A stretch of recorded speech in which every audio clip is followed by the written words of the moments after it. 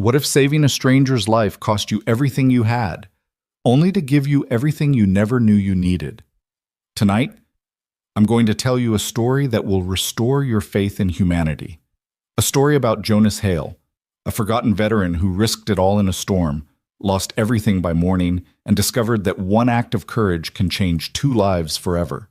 This is completely true, and it stunned an entire town. Stay with me until the very end, and comment below with your city so I can see how far this story travels across the world. The highway stretched out like a black ribbon torn at the edges, fraying under the weight of the storm. Rain didn't just fall, it attacked. It hammered the asphalt in sheets so thick that Jonas Hale could barely see 10 feet beyond his windshield, even with the wipers thrashing back and forth like desperate hands trying to claw through water. Thunder rolled across the sky in deep, resonant waves that seemed to come from somewhere beneath the earth itself, and lightning cracked the darkness open in jagged, violent bursts. Jonas gripped the steering wheel tighter, his knuckles white against the worn leather. His old truck shuddered with every gust of wind that slammed into its side, threatening to push him off the road entirely. He should have left the grill an hour earlier. He knew that. But Curtis Blaine, his manager, had kept him late again, scrubbing down the kitchen, taking out trash in the pouring rain, reorganizing the walk-in freezer for the third time that week. Pointless tasks. Humiliating tasks. The kind of work designed not to improve anything, but to remind Jonas of his place. Curtis had stood in the doorway with his arms crossed, watching Jonas haul the last bag of garbage into the dumpster, rain soaking through his shirt and jeans. "You're slow tonight, Hale," Curtis had said, his voice flat and cold. "Maybe you're getting too old for this job." Jonas hadn't responded. He never did. He'd learned a long time ago that some battles weren't worth fighting, especially when you needed the paycheck more than you needed your pride. So he'd finished the work, clocked out in silence, and climbed into his truck with his dog Valor, a German shepherd with intelligent brown eyes and a calm, steady presence that had saved Jonas's life more times than he could count. Now, as the storm raged around them, Valor sat in the passenger seat, his ears pricked forward, his gaze fixed on the road ahead. The dog was perfectly still, but Jonas could feel the tension in him. The same tension Jonas felt in his own chest, a tightness that came from years of training, from instincts honed in places where hesitation meant death. "Almost home, boy," Jonas muttered, his voice barely audible over the roar of the rain. "Just a few more miles." But Valor didn't relax. If anything, the dog grew more alert, his body rigid, his breathing shallow and controlled. Jonas had seen that posture before, in Iraq, in Afghanistan, in the moments before everything went to hell. It was the posture of a dog who knew something was wrong. And then Jonas saw it. At first it was just a flicker of orange light in the distance, barely visible through the rain. He thought maybe it was a reflection, a trick of the lightning or the taillights of another car. But as he drove closer, the light grew brighter, more distinct, and Jonas felt his stomach drop. It was fire. A car. No, a sedan, dark blue or black, it was hard to tell, sat on the shoulder of the highway, its front end crumpled against a tree. Flames licked up from the hood, small at first, but growing, spreading, consuming the metal and plastic with a hungry, crackling intensity. Smoke poured into the rain-soaked air, thick and black. And even from 100 feet away, Jonas could see the driver's side door hanging open at an unnatural angle, bent and twisted from the impact. His heart slammed against his ribs. His hands moved before his mind caught up, yanking the wheel to the right, pulling the truck onto the shoulder. He didn't think about what he was doing. He didn't weigh the risks or calculate the odds. He just reacted, the way he'd been trained to react, the way his body remembered even when his mind wanted to forget. "Stay," he said to Valor, his voice sharp and commanding. The dog obeyed instantly, though Jonas could see the reluctance in his eyes. Valor wanted to follow. Valor always wanted to follow. Jonas threw open the door and jumped out into the storm. The rain hit him like a physical force, drenching him instantly, plastering his hair to his forehead and soaking through his jeans in seconds. The wind howled around him, carrying the acrid smell of burning rubber and gasoline. And Jonas's mind screamed at him to turn around, to get back in the truck, to call 911 and wait for someone else to handle it. But he didn't. He ran. His boots slipped on the wet asphalt, and he nearly went down twice, but he kept his balance, kept moving, closing the distance between himself and the burning car. The heat hit him before he reached it, a wall of scorching air that made his skin prickle and his eyes water. The flames were spreading fast now, climbing up from the engine compartment and starting to creep along the undercarriage. The gas tank couldn't be far behind. Jonas reached the driver's side door and looked inside. She was there. An elderly woman, maybe 70, maybe older, sat slumped in the driver's seat, her head tilted to one side, her eyes closed. Blood trickled from a cut on her forehead, and her hands were still gripping the steering wheel, her knuckles pale and tight. She was small, fragile-looking, dressed in a red coat that looked far too elegant for a night like this. Her silver hair was pinned up in a neat bun, and even unconscious, there was something dignified about her, something that spoke of a life lived with purpose and grace. "Ma'am," Jonas shouted, leaning into the car. "Ma'am, can you hear me?" No response. He reached for her shoulder and shook gently. "Ma'am, you need to wake up. We have to get you out of here." Her eyelids fluttered. A soft groan escaped her lips. Slowly, painfully, she turned her head toward him and her eyes opened, pale blue, sharp, filled with confusion and fear. "What? Where?" Her voice was weak, trembling. "You were in an accident," Jonas said, keeping his voice calm and steady. "Your car's on fire. I need to get you out. Can you move?" She blinked, trying to focus, and then her gaze drifted to the windshield, to the flames dancing just beyond the glass. Her eyes went wide and she gasped, her hands clutching at the steering wheel as if it were the only thing keeping her anchored to reality. "No," she whispered. "No, no, no." "It's okay," Jonas said quickly. "I've got you, but we have to move now." He reached across her and tried to unbuckle her seatbelt, but his hands were shaking, slick with rain, and the buckle was jammed, stuck fast. He pulled harder, his fingers fumbling, and the woman let out a small cry of pain as the belt dug into her shoulder. "Sorry," Jonas muttered. "I'm sorry, I just—" A crack of thunder exploded overhead, so loud and so close that it felt like the sky itself was splitting open. The woman screamed, a raw, guttural sound of pure terror, and her hands flew to her ears, her body convulsing in the seat. She was shaking violently now, her breath coming in short, sharp gasps, and Jonas realized with a sinking feeling that she wasn't just scared. She was panicking. No, she was traumatized. He'd seen it before, in the desert, in men and women who'd been through too much, who carried invisible wounds that never healed. The way her body reacted to the thunder, the way her eyes went distant and glassy, the way she seemed to fold in on herself. It was all too familiar. "Hey," Jonas said softly, placing a hand on her arm. "Hey, look at me. Focus on my voice.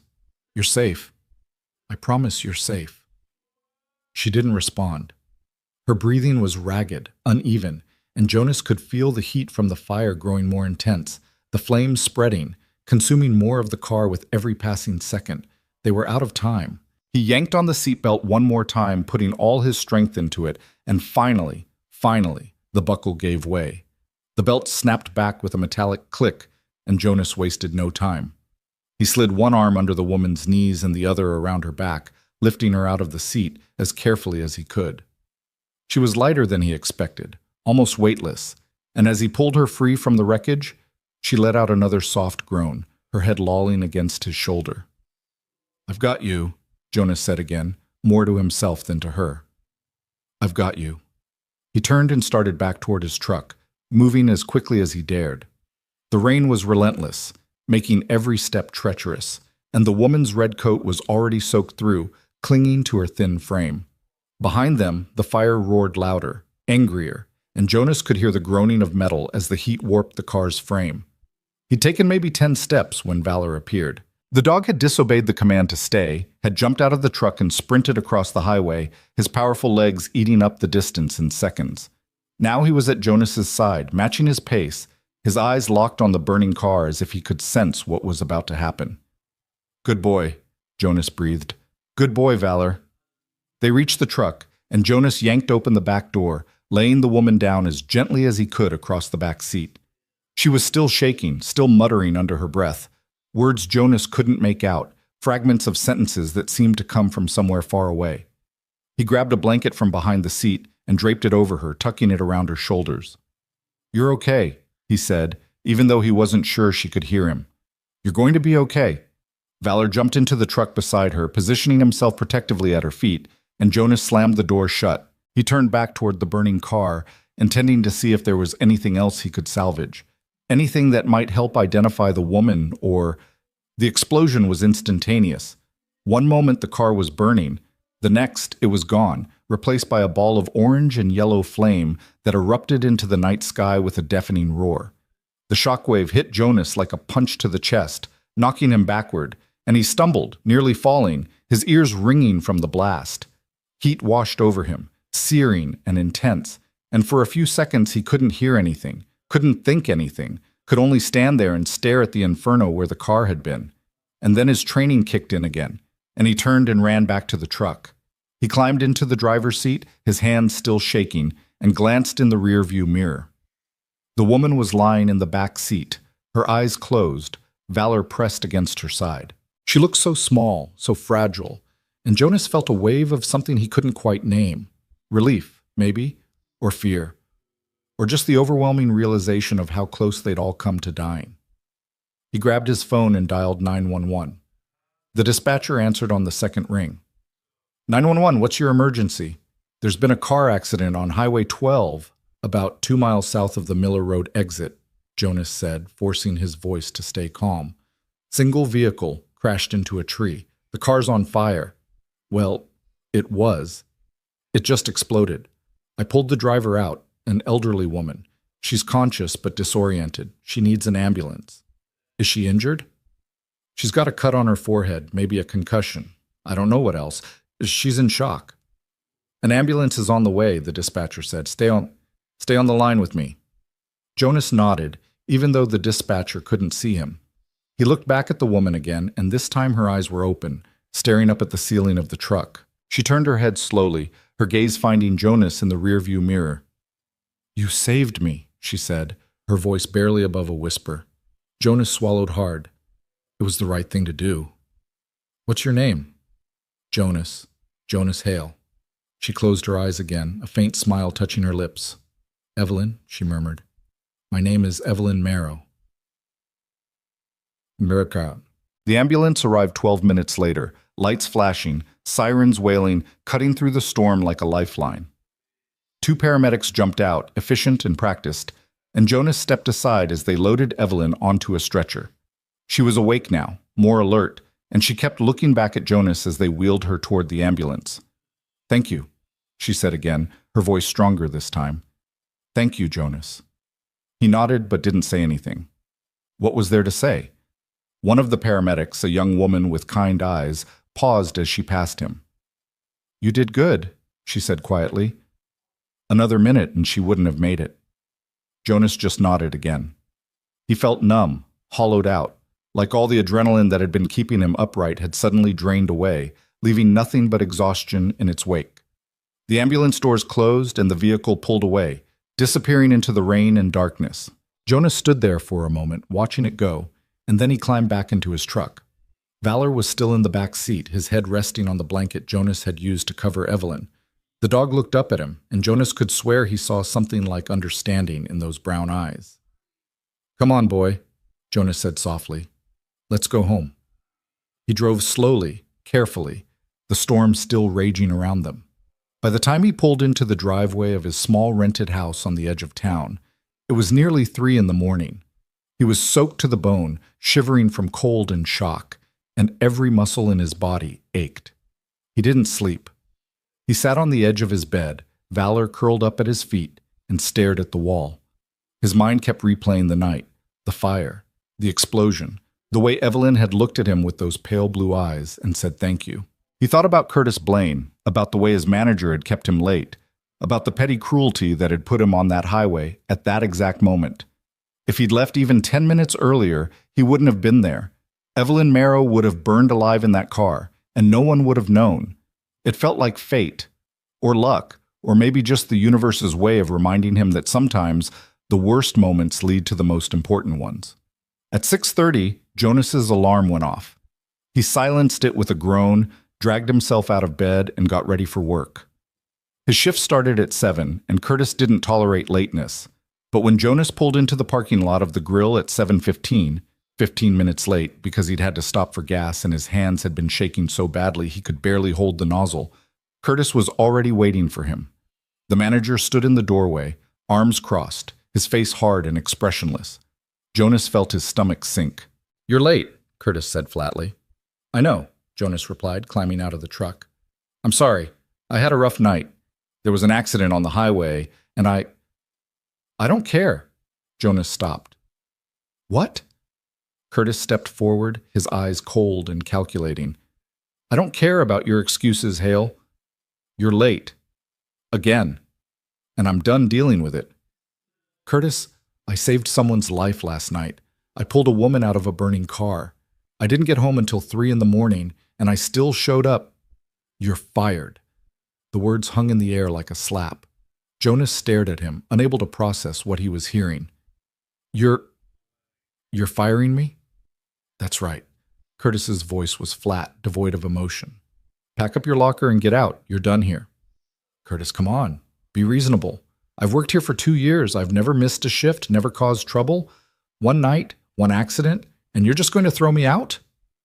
"I'm not arguing with you, Hale. You're fired. Leave now, or I'll call the cops and have you escorted off the property."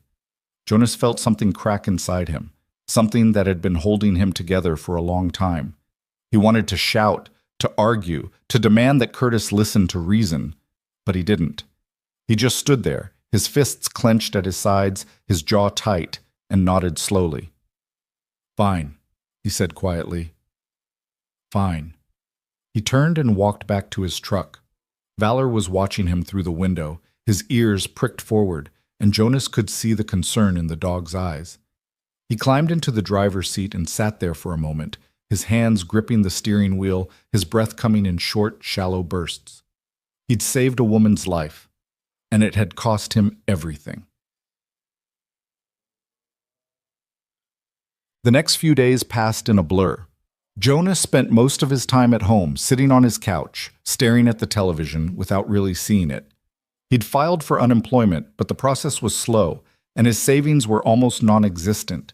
He'd been living paycheck to paycheck for years, scraping by on the meager wages from the grill, and now even that was gone. Valor stayed close, as he always did. The dog seemed to sense Jonas's despair, and he rarely left his side, pressing his body against Jonas's leg whenever he sat down, offering the kind of silent, unconditional support that only a dog could give. On the third day, Jonas forced himself to start looking for work. He drove around town, stopping at every restaurant, every grocery store, every gas station, filling out applications and handing over resumes that were already outdated. Most places didn't even bother to take his information. The few that did gave him polite, non-committal smiles and promised to be in touch. No one called. By the end of the week, Jonas was starting to feel the walls closing in. His rent was due in 2 weeks, and he had maybe $300 in his bank account. He'd started skipping meals to stretch his food budget, and more than once he'd caught himself staring at the stack of bills on his kitchen counter, trying to figure out which ones he could afford to ignore. It was on a Tuesday evening, exactly 8 days after the accident, that everything changed. Jonas was sitting on his porch, watching the sun set over the hills, when a black sedan pulled into his driveway. It was sleek and expensive looking, the kind of car that didn't belong in his neighborhood. And for a moment Jonas thought maybe it was lost, that the driver would realize their mistake and turn around. But the car didn't turn around. It stopped, and the driver's side door opened, and a woman stepped out. Evelyn Marrow. She looked different than she had that night on the highway. Her silver hair was down now, falling in soft waves around her shoulders, and she was wearing a simple black dress and a cream-colored shawl. The cut on her forehead had healed into a faint red line, barely visible, and her pale blue eyes were sharp and clear. She walked up the driveway with slow, careful steps, and when she reached the porch, she smiled. "Hello, Jonas," she said. Jonas stood up, his heart pounding. "Mrs. Marrow, I didn't expect to see you." "I know," she said gently. "I'm sorry for dropping by unannounced. I hope I'm not intruding." No, not at all." Jonas gestured to the chair beside him. "Please, sit down." She did, lowering herself into the chair with a soft sigh. For a moment, neither of them spoke. Evelyn looked out at the hills, her expression distant and thoughtful, and Jonas found himself studying her, trying to reconcile this calm, composed woman with the terrified, trembling figure he'd pulled from the burning car. "I wanted to thank you," Evelyn said finally, turning to look at him. "Properly, I mean, not just with words." Jonas shook his head. "You don't owe me anything. I just did what anyone would have done." "No," Evelyn said firmly. "Not anyone. Most people would have driven past. Most people would have called 911 and waited for someone else to handle it. But you didn't. You risked your life to save mine. And I will never forget that." Jonas didn't know what to say. He looked down at his hands, at the scars and calluses that marked years of hard work, and felt a lump rising in his throat. "I heard what happened," Evelyn continued, her voice soft. "With your job. I heard that you were fired." Jonas's head snapped up. "How did you—" "I made some inquiries," she said simply. "I wanted to know who you were. I wanted to understand the man who saved my life. And when I found out what happened, well, I couldn't just sit by and do nothing." "Mrs. Marrow?" "Evelyn," she corrected gently. "Evelyn," Jonas said, his voice unsteady. "You don't need to do anything. I'll figure it out. I always do." She smiled, but there was sadness in it. "I don't doubt that you will, Jonas, but that doesn't mean you have to do it alone." She reached into her purse and pulled out an envelope, plain and white, and held it out to him. Jonas stared at it, his heart pounding. "What is this, Wet?" he asked. "Open it," Evelyn said. Jonas took the envelope with trembling hands and opened it. Inside was a check, made out to him, signed by Evelyn Marrow. The amount made his breath catch in his throat. $10,000. "I can't," Jonas started, but Evelyn raised a hand, cutting him off. "Yes, you can," she said firmly. "And you will. Consider it a thank you, a small one compared to what you gave me." "Mrs. Evelyn, this is too much." "It's not enough," she said quietly, "but it's a start." Jonas looked down at the check, his vision blurring, and for the first time in 8 days, he felt something other than despair. He felt hope. Jonas sat on his porch long after Evelyn's black sedan disappeared down the street, the check still clutched in his hands. $10,000. It was more money than he'd seen in years, maybe ever, all at once. Enough to pay his rent for months. Enough to buy groceries without counting every dollar. Enough to breathe, finally, after drowning for so long. Valor pressed his nose against Jonas's knee, and Jonas reached down absently to scratch behind the dog's ears. "What do you think, boy?" he murmured. "Did that really just happen?" Valor's tail wagged once, slowly, as if to say that yes, it had happened, and maybe Jonas should stop questioning good things when they came his way. That night, Jonas slept better than he had in weeks. He dreamed of nothing, which was a mercy, and when he woke the next morning, the check was still there on his nightstand, real and solid and impossible to deny. He deposited it at the bank before noon, half expecting the teller to tell him it was fake, that it would bounce, that he was being scammed. But the teller just smiled and processed the transaction without comment, and Jonas walked out of the bank feeling like he'd been given a second chance at life. He spent the next few days catching up on bills, restocking his kitchen, and taking Valor for long walks through the park.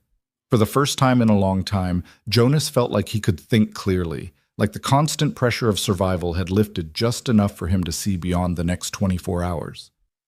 But the peace didn't last. It started small, the way these things always do. Jonas began to notice Valor acting strangely, ears perked, head tilted, body tense in that particular way that meant the dog had detected something wrong.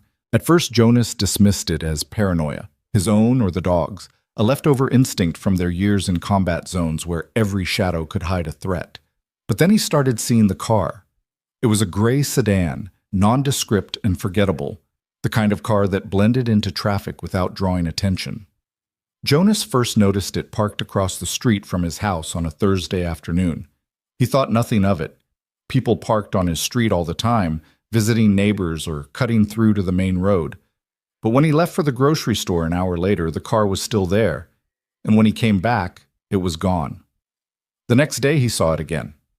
This time it was parked 3 houses down, and Jonas could see a figure in the driver's seat, though the tinted windows made it impossible to make out any details. He stood on his porch for a long moment, staring at the car, and Valor growled low in his throat, a sound Jonas had only heard a handful of times, always when something was genuinely wrong.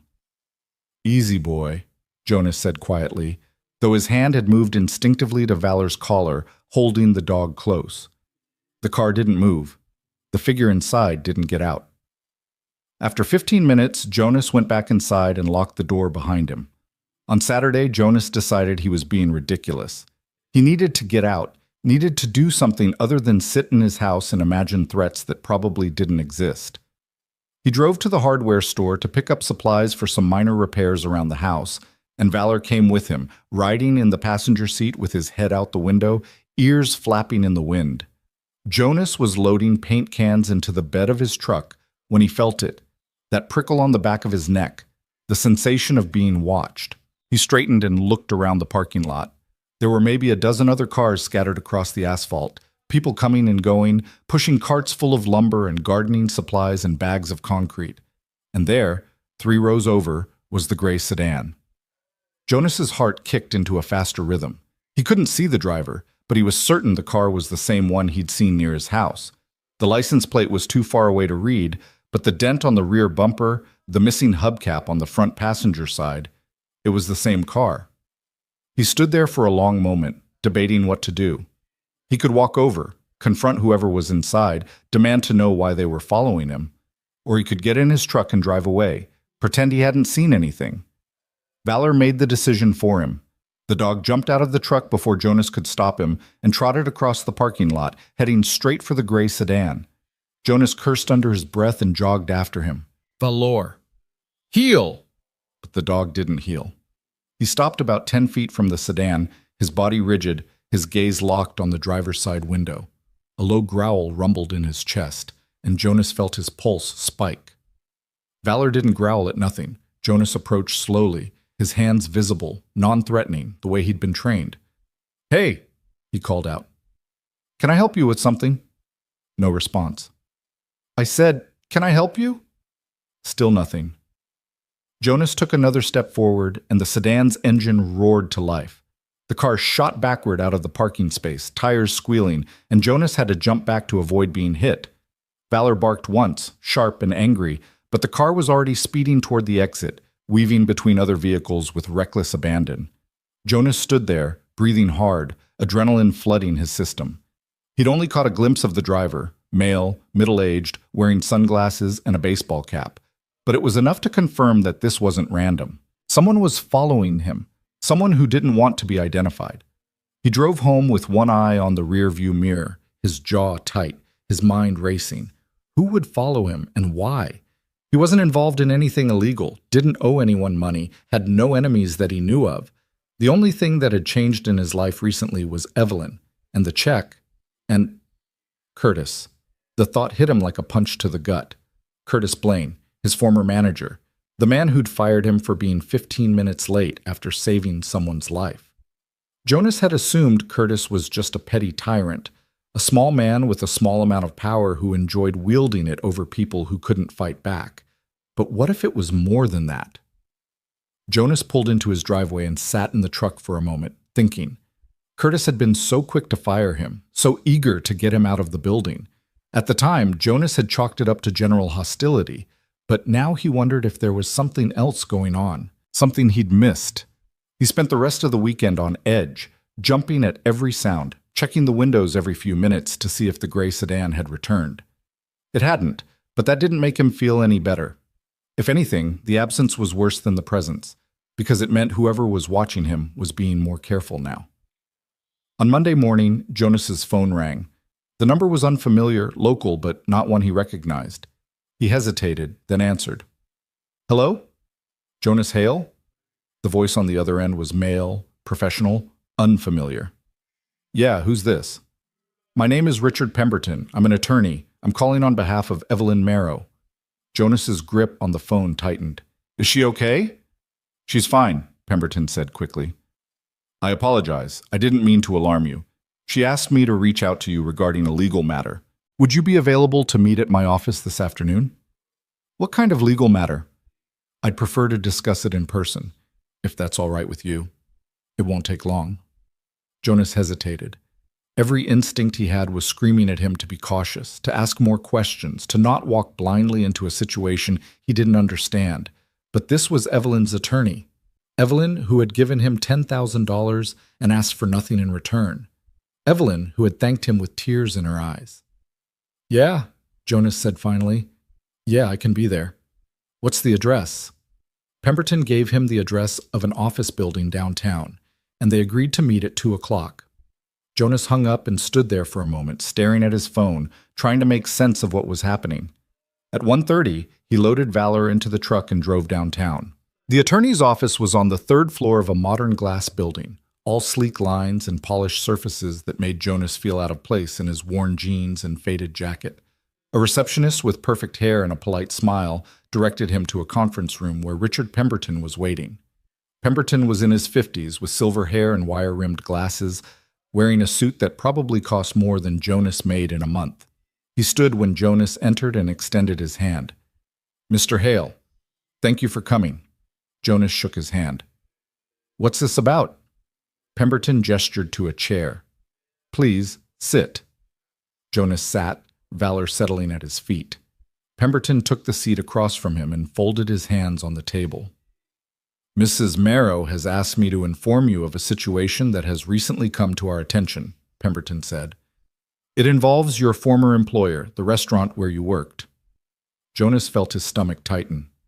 What about it? Mrs. Marrow has been making inquiries into the circumstances of your termination. She felt, and I agree, that your dismissal was unjust, particularly given the heroic actions you took the night of the accident. In the course of those inquiries, we discovered some troubling information. What kind of information? Pemberton opened a folder and slid a photograph across the table.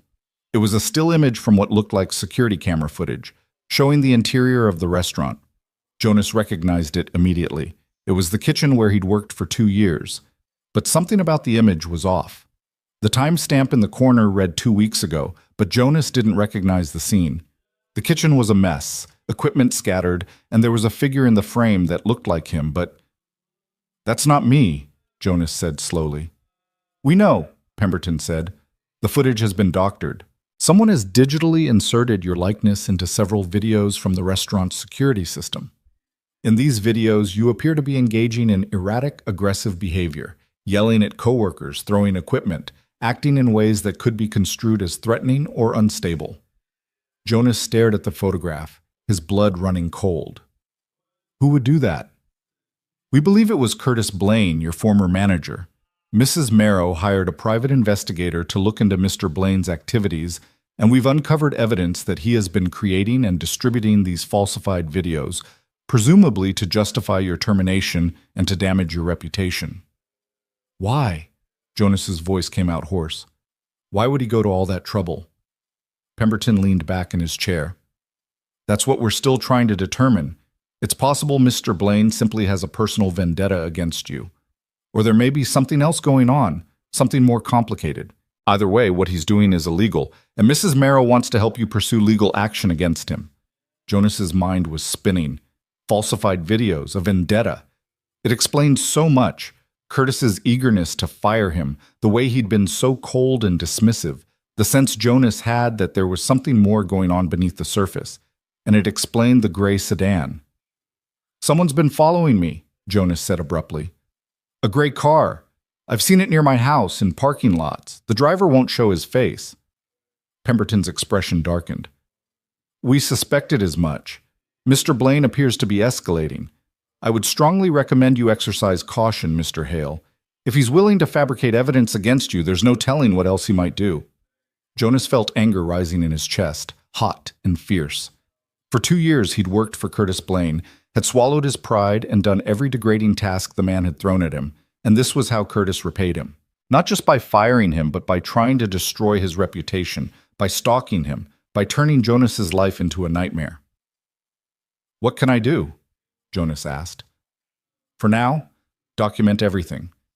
If you see the gray sedan again, take photographs, write down the license plate number. Don't confront whoever is driving it. Let us handle that. And most importantly, keep yourself safe. Mrs. Marrow is very concerned about your well-being." Jonas nodded slowly. "Tell her thank you for everything." "You can tell her yourself," Pemberton said with a small smile. "She's asked to see you, actually. She'd like you to come to her home for dinner tomorrow evening, if you're available." "I'll be there," Jonas said without hesitation. He left the office feeling like the ground had shifted beneath his feet. The world he thought he understood, the simple, straightforward world where he was just an unlucky guy who'd lost his job, was gone, replaced by something darker and more complicated. Curtis Blaine wasn't just a bad boss. He was dangerous. That night, Jonas couldn't sleep. He lay in bed with Valor curled up beside him, staring at the ceiling, his mind churning through everything Pemberton had told him. The falsified videos, the stalking, the deliberate, calculated cruelty of it all. At 2 a.m, Valor's head shot up. The dog's ears were pricked forward, his body tense, and Jonas felt his heart start to pound. "What is it, boy?" Valor jumped off the bed and trotted to the window, a low growl building in his throat. Jonas got up and moved to the window, careful to stay to the side, out of sight. He peered through the curtain. The gray sedan was parked across the street. Jonas's breath caught. The car was dark, no lights on, but he could make out the shape of someone in the driver's seat. As he watched, the driver's side door opened and a figure stepped out. It was too dark to see clearly, but Jonas could make out the general shape. Male, average height, wearing dark clothing. The figure stood beside the car for a moment, looking toward Jonas's house, and then started walking across the street. Every muscle in Jonas's body tensed. This was it. Whatever Curtis, or whoever this was, had planned, it was happening now. Jonas moved quickly and quietly, grabbing his phone and pulling up the camera app. He positioned himself near the front door, Valor at his side, and waited. He could hear footsteps on the porch, slow and deliberate, and then the sound of something scraping against the wood, someone trying the doorknob. The door was locked, thank God, but the scraping continued, and Jonas realized with a jolt of alarm that whoever was out there was trying to pick the lock. He didn't wait any longer. He yanked open the door, his phone held high, the camera recording. The figure on his porch froze, caught in the act, a lock-picking tool still in his hand. For a split second, Jonas got a clear look at the man's face. Middle-aged, clean-shaven, eyes wide with surprise, and then the man spun and ran. Jonas lunged after him, but Valor was faster. The dog shot past Jonas like a missile, closing the distance in 3 powerful strides, and leaped at the fleeing figure. Valor's jaws clamped down on the man's sleeve, dragging him off balance, and the man went down hard on the front lawn, cursing and flailing. "Get him off me! Get him off!" Jonas walked down the porch steps slowly, his phone still recording. "Valor, hold!" The dog obeyed, keeping his grip on the man's arm but not biting harder, just pinning him in place. The man was breathing hard, his face twisted with fear and anger, and Jonas recognized him now. It was Curtis Blaine. "You," Jonas said, his voice cold and flat. "What the hell are you doing here, Curtis?" Curtis struggled against Valor's grip, but the dog didn't budge. "Let me go, Hale. This is assault. I'll sue you." "You broke into my property, or tried to. I've got it all on video." Jonas held up his phone. "And I've got you on camera following me for the past week. What were you planning to do, Curtis? Plant something in my house? Stage another fake video?" Curtis's face went pale. "I don't know what you're talking about." "Yeah, you do. My attorney showed me the videos you faked, the ones where you made me look unstable." "What's the matter, Curtis? Firing me wasn't enough? You had to try to destroy my life?" "You don't understand. Then explain it to me." Curtis's jaw worked, and for a moment Jonas thought he might actually tell the truth. But then the man's expression hardened, and he spat. "You ruined everything. You think you're some kind of hero? You're nothing. You're a washed-up vet who can't hold down a job. And I was doing you a favor by employing you in the first place." Jonas felt anger surge through him, hot and fierce, but he kept his voice calm. "I worked harder than anyone in that kitchen. I never complained, never caused problems. And when I saved someone's life, you fired me for it. So yeah, Curtis, I do think I'm a hero. Compared to you, anyway." He pulled out his phone and dialed 911. Curtis's eyes widened. "What are you doing?" Calling the police. You're trespassing, and you tried to break into my house. I'm pretty sure that's illegal. Wait, Hale, don't. But Jonas was already talking to the dispatcher, calmly explaining the situation, giving his address. Curtis struggled against Valor's grip again, but the dog held firm, and after a moment Curtis went limp, defeated. The police arrived 10 minutes later, 2 officers in a patrol car, their lights flashing red and blue across the quiet street. Jonas explained what had happened, showed them the video on his phone, and handed over the lockpicking tool that Curtis had dropped on the porch. The officers listened, took notes, and then placed Curtis in handcuffs. "You're making a mistake," Curtis said as they led him to the patrol car. "This isn't over, Hale, you hear me? This isn't over." Jonas didn't respond. He just stood on his porch, Valor at his side, and watched as the police car drove away. One of the officers stayed behind to take a formal statement, and by the time he left it was nearly 4 in the morning. Jonas went back inside, locked the door, and sat on the couch with Valor pressed against his leg. His hands were shaking. He'd been in combat zones, had faced down insurgents with assault rifles, had seen things that would give most people nightmares for the rest of their lives. But this felt different. This was personal. This was someone actively trying to hurt him, not because of war or duty or ideology, but out of spite and cruelty. And it scared him more than he wanted to admit. The next evening, Jonas drove to Evelyn's house. The address Pemberton had given him led to a neighborhood Jonas had never been to before, a place where the houses were set back from the road behind tall hedges and wrought iron gates, where the lawns were manicured and the trees were old and stately. Evelyn's home was at the end of a long driveway, a 2-story colonial with white columns and black shutters, elegant and understated. Jonas parked his truck and walked to the front door, Valor at his side, feeling distinctly out of place. Evelyn answered the door herself, wearing a soft blue sweater and gray slacks, her silver hair pulled back in a loose bun. Her face lit up when she saw him.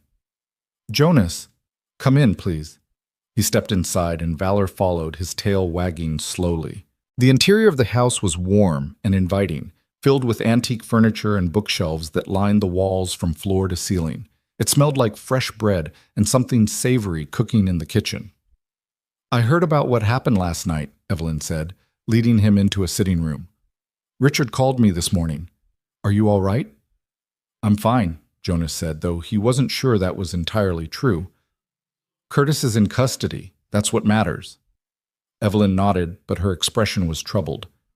"I'm so sorry, Jonas. I feel responsible for all of this. If I hadn't given you that check, if I hadn't asked Richard to investigate—" "Don't," Jonas interrupted gently. "None of this is your fault. Curtis was the one who chose to do what he did. And honestly, if you hadn't helped me, I might never have known what he was up to. I'd still be out there thinking I was just unlucky, that I deserved to be fired." Evelyn smiled, though her eyes were bright with emotion. "You're a good man, Jonas Hale. Better than you know." They had dinner together, just the 2 of them, in a small dining room that overlooked the garden.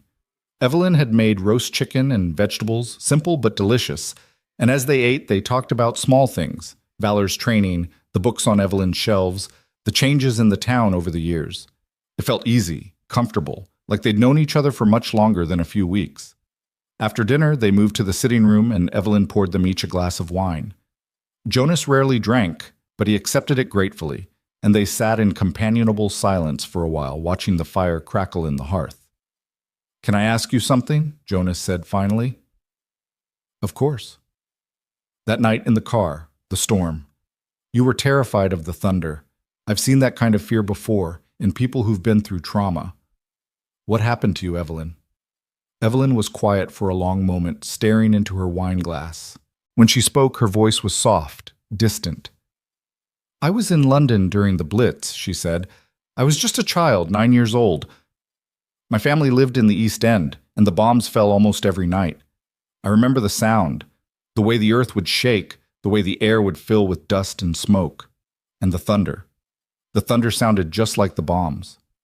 Jonas felt his throat tighten. "I'm sorry." "It was a long time ago," Evelyn said, though her hands trembled slightly. "But some things never leave you, do they? Some fears are too deep to outgrow." "No," Jonas agreed quietly. "They don't leave you." They sat together in silence, two people bound by trauma and survival, and Jonas felt something shift inside him, a connection he hadn't expected, a kinship born not of words but of shared understanding. Evelyn reached over and placed her hand on his, her grip surprisingly strong. "Thank you, Jonas, for saving me, for being here, for understanding." Jonas squeezed her hand gently. "Thank you for giving me a reason to keep going." In the days that followed, Jonas found himself drawn back to Evelyn's house more often than he'd expected. At first it was practical reasons. Pemberton needed him to review documents related to the case against Curtis, to give statements, to sign paperwork. But those meetings always stretched longer than necessary, turning into conversations over coffee, then lunch, then dinner. Evelyn seemed to welcome his presence, and Jonas realized with something like surprise that he welcomed hers too. It had been a long time since Jonas had felt truly connected to another person. The war had taken that from him, or maybe he'd left it behind on purpose, afraid that letting anyone too close would mean risking the kind of loss he'd already experienced too many times. But Evelyn was different. She didn't ask him to be anything other than what he was. She didn't flinch when he went quiet, didn't press when he didn't want to talk. She simply existed alongside him, offering companionship without demands. And Jonas found himself slowly, carefully, lowering the walls he'd built around himself. Valor seemed to sense the shift too. The dog had taken to Evelyn immediately, following her around her house with the same protective devotion he showed Jonas, resting his head on her knee when they sat together in the evening. Evelyn would run her fingers through his fur and smile, and Jonas could see the tension leaving her shoulders, the fear that had haunted her since the accident gradually loosening its grip. It was on a Thursday afternoon, 3 weeks after Curtis's arrest, that everything came to a head. Jonas was at Evelyn's house, helping her organize some boxes in her study. She'd mentioned wanting to sort through old papers, decades of accumulated documents and photographs that she'd never quite gotten around to addressing. They worked in comfortable silence, Jonas on the floor sorting files while Evelyn sat in her chair and directed him, when Richard Pemberton called. Evelyn put the call on speaker. "Richard, hello, Jonas is here with me." "Good," Pemberton said, and Jonas could hear the tension in his voice. "I need you both to hear this. We've had a development in the case." Jonas stood up, his pulse quickening. "What kind of development?" "Curtis Blaine made bail 2 days ago. We knew this was coming, but I'd hoped we'd have more time to prepare. He's been charged with attempted breaking and entering, stalking, and fraud related to the falsified videos. But the restaurant's corporate office has also gotten involved, and they're pushing back hard." "What do you mean, pushing back?" Evelyn asked, her voice sharp. "They're claiming Curtis acted alone, that the company had no knowledge of his activities. They've offered Jonas a settlement, $25,000 and a confidentiality agreement. In exchange, Jonas would drop all claims against the restaurant and Curtis." Jonas felt his jaw tighten. "They want me to just let it go?" "That's what they're offering, yes. And I'll be honest with you, Jonas, it's not a bad offer from a purely financial standpoint. $25,000 is significant, and pursuing this case could take months, even years. There are no guarantees we'll win, and even if we do, you might not get much more than what they're offering now." "But?" Evelyn prompted. "But if Jonas accepts, Curtis walks away with minimal consequences. The charges against him might be reduced or dropped as part of the settlement, and the restaurant continues operating as if nothing happened, free to treat their next employee the same way they treated Jonas." Jonas paced across the room, his hands clenched into fists. Part of him wanted to take the money. $25,000 would change his life, would give him breathing room he'd never had before. He could start over, find a new job without the constant pressure of imminent financial collapse hanging over his head. But the thought of Curtis Blaine walking away unpunished made his stomach turn. "What do you think I should do?" Jonas asked, looking at Evelyn. She met his gaze steadily. "I think you should do what feels right to you, not what's easy or profitable. Money comes and goes, Jonas, but your integrity, your sense of justice, those are things you live with every day." Jonas nodded slowly. He turned back to the phone. "Tell them no. I'm not taking the settlement." There was a pause on the other end of the line. "Are you sure?" Pemberton asked. "I want you to be absolutely certain about this decision." I'm sure. All right then. I'll inform them. But Jonas, I need you to be prepared for what comes next. Curtis and the restaurant are going to fight this. They're going to try to discredit you, to paint you as unstable or dishonest. It's going to get ugly. Let it get ugly, Jonas said quietly. I'm not backing down. After Pemberton hung up, Jonas stood at the window, looking out at Evelyn's garden. The afternoon sun cast long shadows across the lawn, and somewhere in the distance he could hear birds singing, oblivious to the storm that was about to break over his life. Evelyn came to stand beside him. You made the right choice, she said softly. Did I? $25,000 is a lot of money. Money you would have spent the rest of your life knowing you'd sold your principles for. She placed a hand on his arm.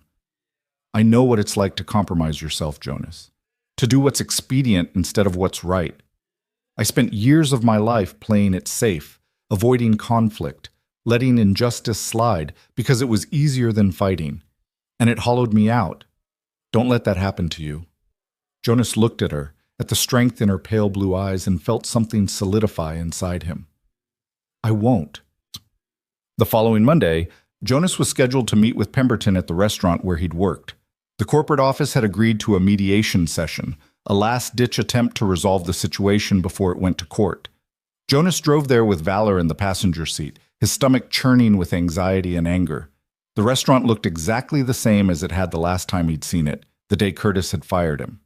The parking lot was half full with the lunch crowd, and through the windows Jonas could see servers moving between tables, the ordinary rhythm of a business day.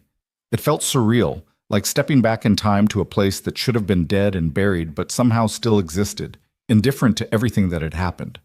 Pemberton was waiting for him near the entrance, briefcase in hand. Jonas, are you ready for this? As ready as I'll ever be. They walked inside together, and Jonas was immediately struck by how many eyes turned toward him. Some of the staff he recognized, line cooks he'd worked alongside, servers he'd chatted with during slow shifts. A few of them looked away quickly, uncomfortable. Others stared with open curiosity or hostility.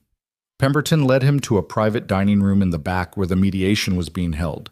Inside, a long table had been set up with chairs on either side. On one side sat three people Jonas didn't recognize. Two men in expensive suits and a woman with her hair pulled back severely, all of them radiating corporate authority.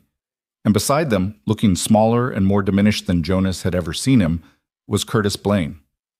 Curtis's gaze flickered to Jonas and then away, his face pale and drawn.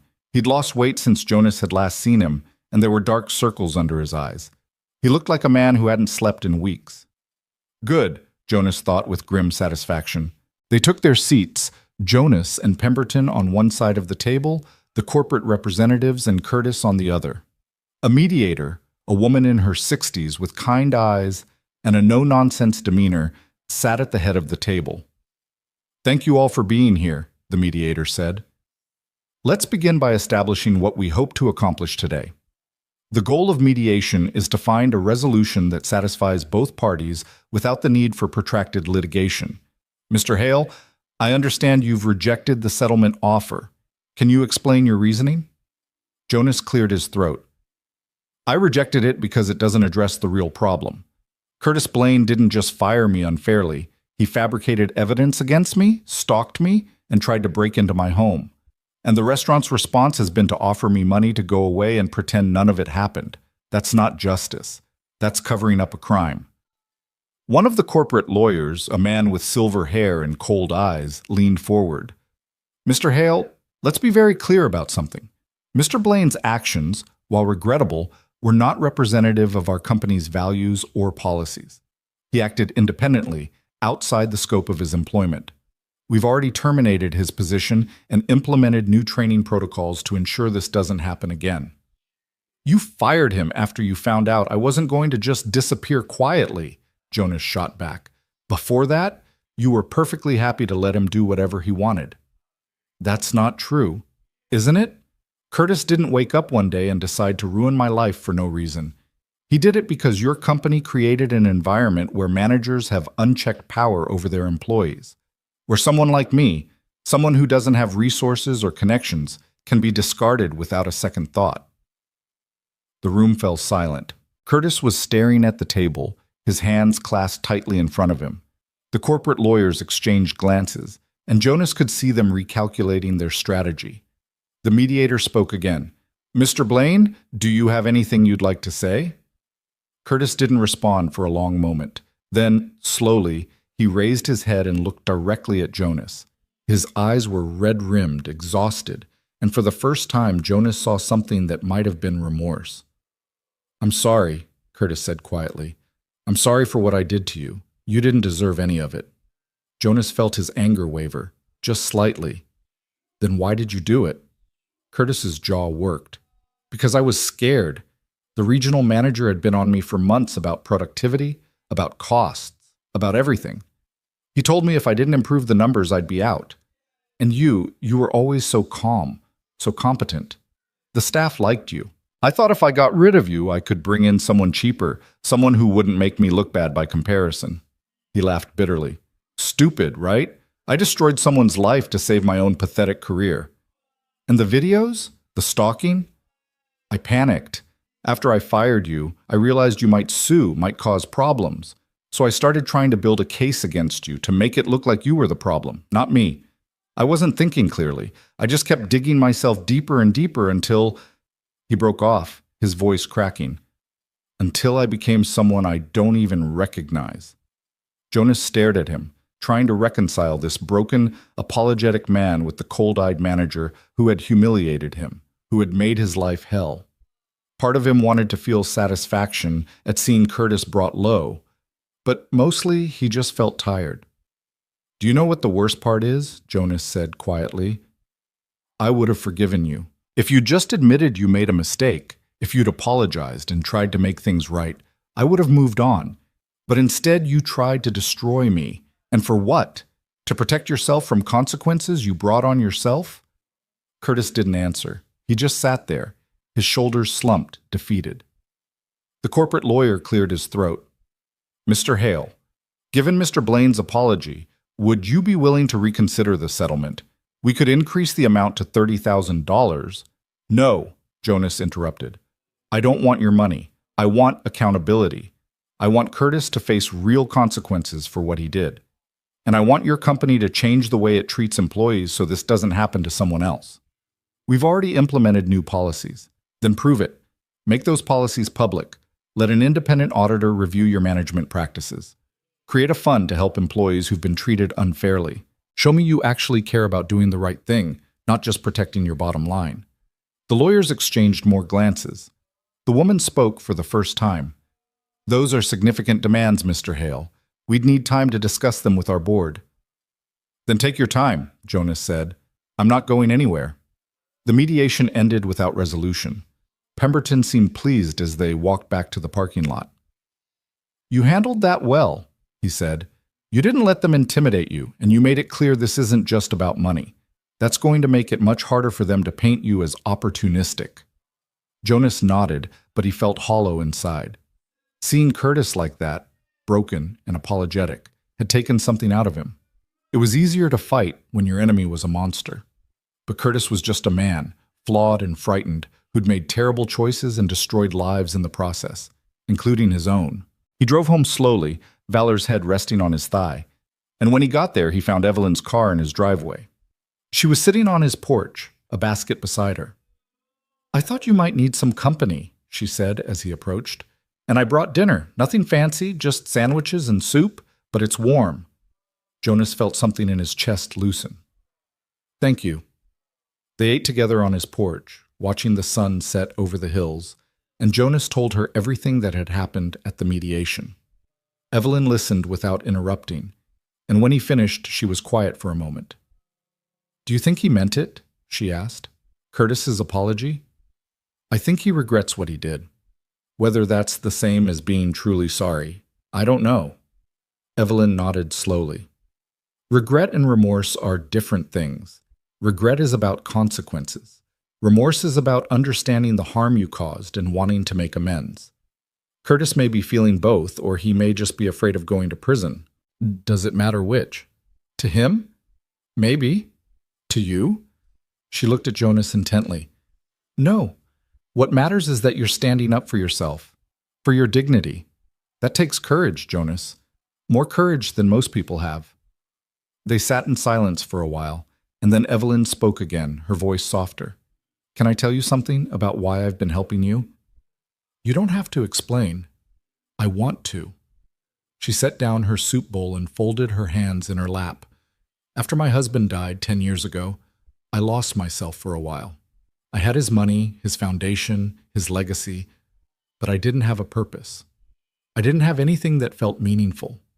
I went through the motions, attended charity events, wrote checks, did all the things people expected of me, but inside I was empty. Jonas listened, his attention fully on her. The night you saved me, Evelyn continued, I wasn't just escaping the fire. I was escaping my own life. I'd been driving in that storm on purpose, taking risks I shouldn't have taken, because part of me didn't care what happened. And then you appeared. This stranger who risked everything to pull me out of that car, who saw me as someone worth saving when I'd stopped seeing myself that way. Her eyes were bright with unshed tears. You gave me back my life, Jonas. Not just physically, but in every way that matters. And helping you, standing beside you in this fight, it's given me a purpose again.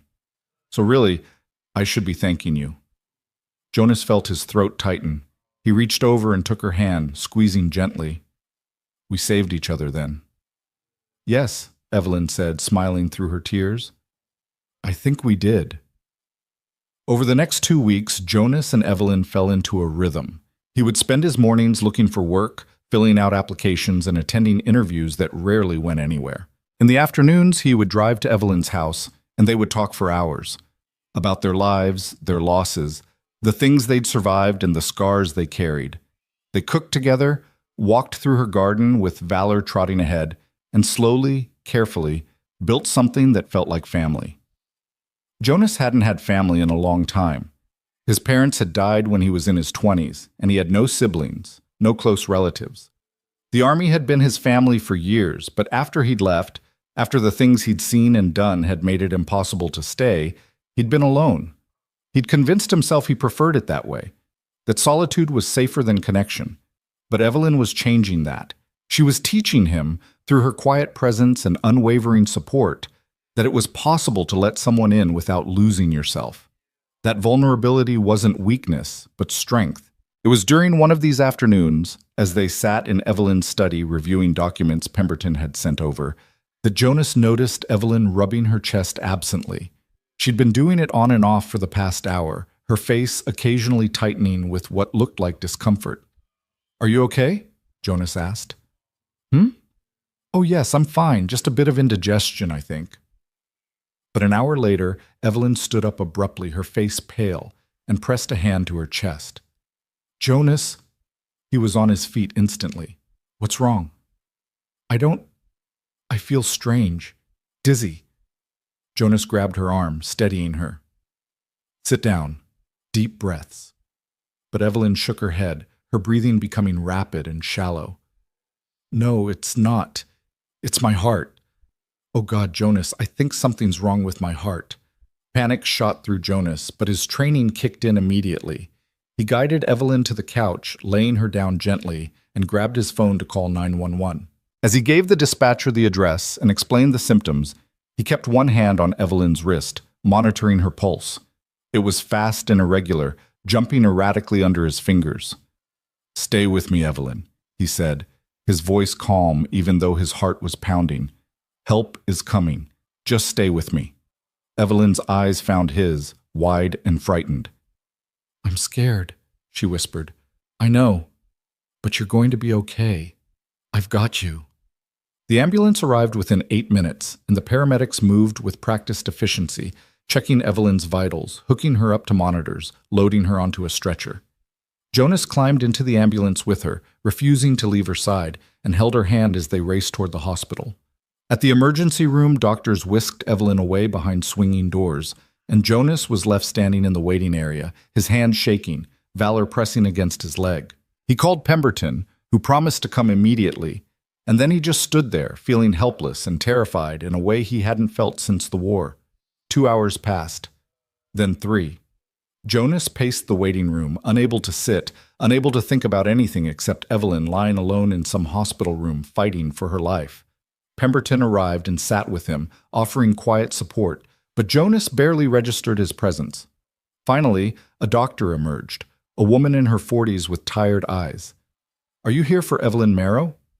Jonas nodded, his throat too tight to speak. "She's stable," the doctor said, and Jonas felt his knees nearly buckle with relief. "She's had what we call a cardiac event. Essentially, her heart went into an irregular rhythm. We've managed to correct it with medication, but she's going to need to stay for observation, possibly for several days. She has a pre-existing heart condition that we weren't aware of, something that's been slowly worsening over time." "Is she going to be okay?" Jonas managed. "With proper treatment and monitoring, yes. But this was a serious warning. She's going to need to make some significant lifestyle changes, and she'll be on medication for the rest of her life." The doctor paused. "She's asking for you. Room 342, third floor." Jonas took the elevator up, Pemberton following behind. When he reached Evelyn's room, he paused in the doorway, steeling himself. Then he stepped inside. Evelyn was lying in the hospital bed, looking impossibly small and fragile against the white sheets. Monitors beeped softly beside her, and an IV line ran into her arm. But her eyes were open and alert, and when she saw Jonas, she smiled. "There you are," she said, her voice weak but steady. "I was worried you'd left." Jonas crossed the room and took her hand. "I'm not going anywhere. The doctor says I have a faulty heart. Apparently it's been faulty for quite some time, and I've just been ignoring the symptoms." She laughed softly. "Foolish of me." "You're going to be fine," Jonas said firmly. "You're going to rest and take your medication and do whatever the doctors tell you to do, and I'm going to make sure you follow orders." Evelyn squeezed his hand. "My fierce protector." "Always." They sat together in silence for a while, and then Evelyn spoke again, her voice quieter now. "Jonas, there's something I need to tell you. Something I should have told you weeks ago." "What is it?" "My husband, before he died, he established a foundation, a charitable organization dedicated to helping veterans transition back to civilian life. It provides job training, housing assistance, counseling, everything soldiers need when they come home. He was a veteran himself, you see, Vietnam. He understood how hard it could be." Jonas nodded, listening. "I've been running the foundation since he passed, but I haven't been doing a very good job of it. I've been so caught up in my own grief, my own emptiness, that I let it languish. But meeting you, seeing what you've been through, it reminded me why the foundation matters, why my husband cared so much about it." She looked at Jonas intently. "I want you to help me run it, Jonas. I want you to be part of making sure other veterans don't fall through the cracks the way you almost did." Jonas stared at her, stunned. "Evelyn, I'm not qualified for something like that." "You're more qualified than anyone. You've lived it. You understand what these men and women need because you needed it yourself. Please, Jonas, say you'll at least think about it." Jonas felt tears prick at his eyes.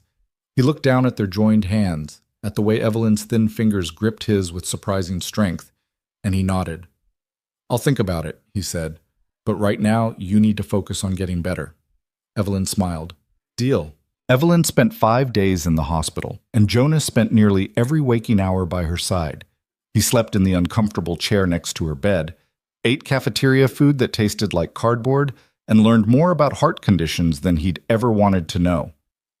Valor stayed with Pemberton during the days, but every evening the attorney would bring the dog to the hospital, and the staff looked the other way when Jonas sneaked him up to Evelyn's room.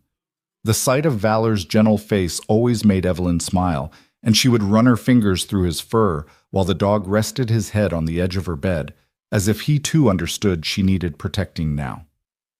The doctors ran test after test, adjusting medications, monitoring her heart rhythm, discussing treatment options in terms Jonas struggled to follow. But the message was clear. Evelyn's heart was damaged, weakened by years of undiagnosed issues, and while she could live a full life with proper care, she would never be quite the same. She would need to slow down, avoid stress, take a pharmacy's worth of pills every day. For a woman who had always prided herself on her independence, who had spent the last decade running a foundation and managing a substantial estate largely on her own, it was a devastating blow. Jonas watched her struggle with the reality of her limitations, saw the frustration flash across her face when doctors told her what she could no longer do. But he also saw her strength, the way she set her jaw and asked pointed questions about treatment options, the way she made lists of medications and side effects with the same meticulous attention she brought to everything else in her life.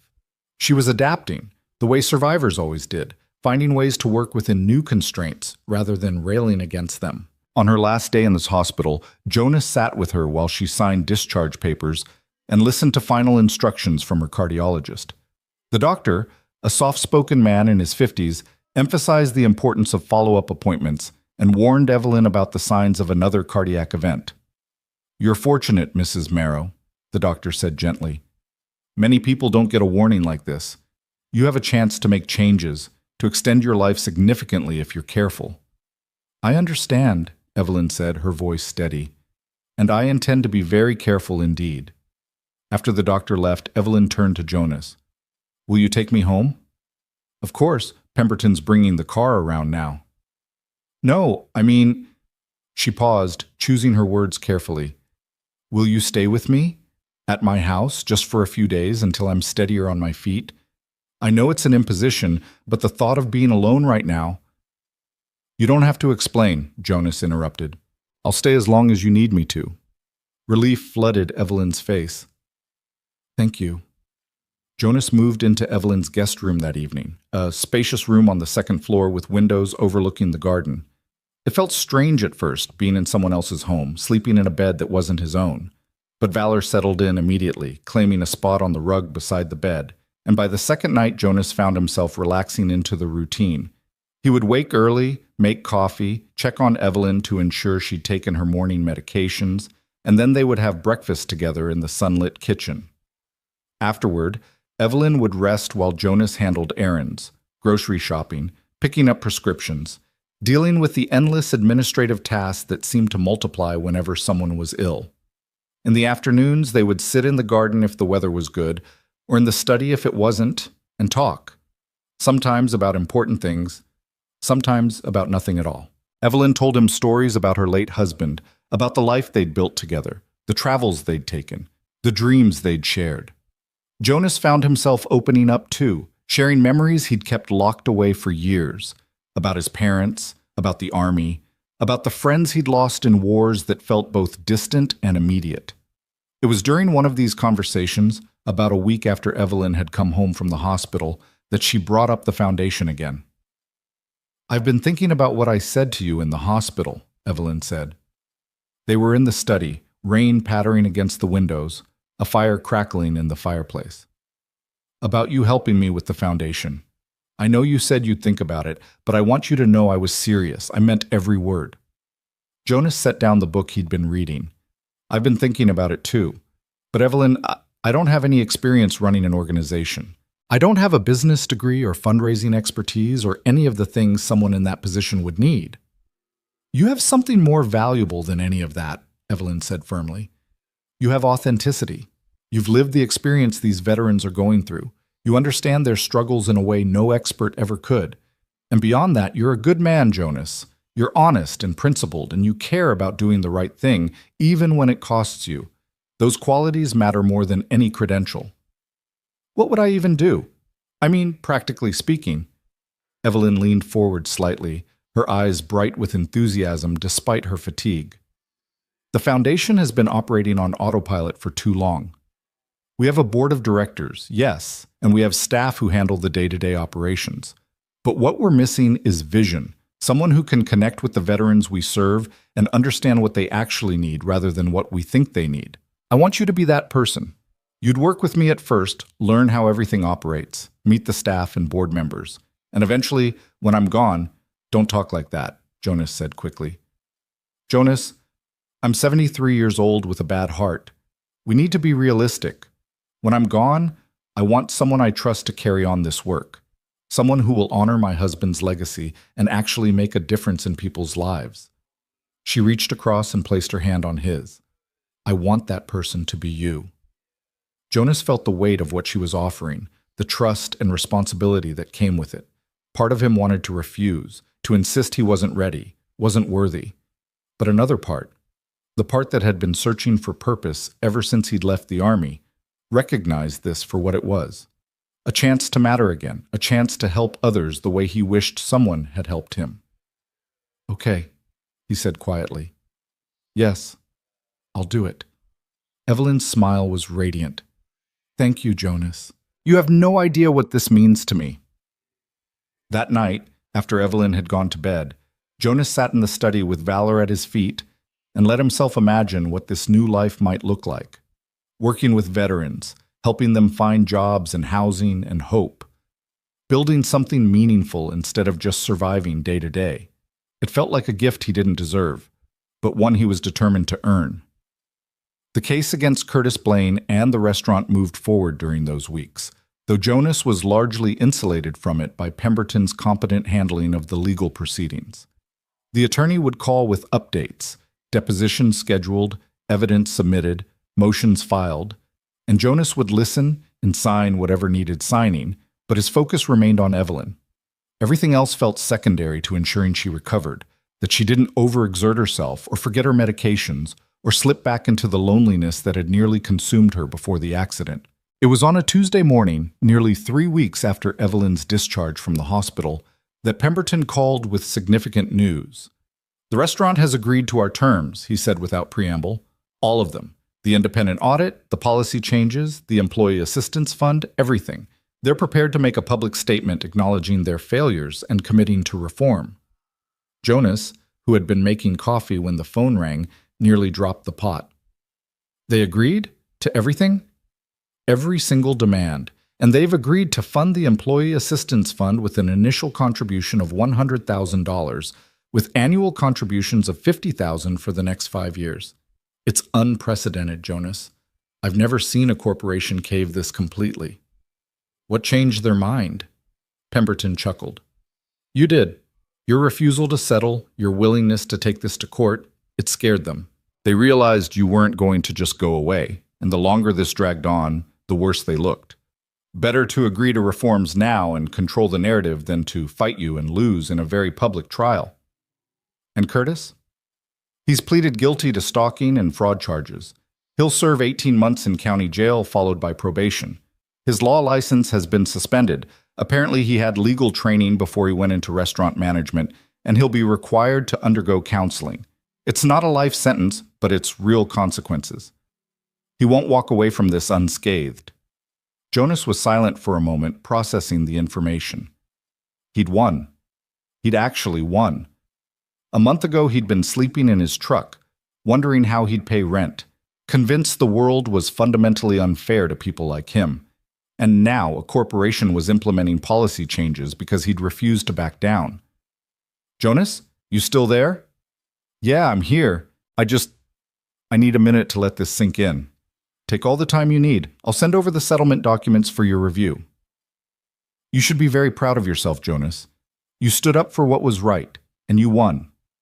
After Pemberton hung up, Jonas walked into the garden where Evelyn was sitting on a bench, her face tilted toward the weak morning sun. Valor was beside her, and she was absently stroking his ears. Jonas sat down next to her and told her everything. When he finished, Evelyn turned to him with tears in her eyes. "Oh, Jonas, that's wonderful. That's exactly what should have happened. I couldn't have done it without you, without your support, your attorney, your willingness to stand beside me." "You did this," Evelyn interrupted firmly. "You fought for yourself when no one else would. I just helped clear the path."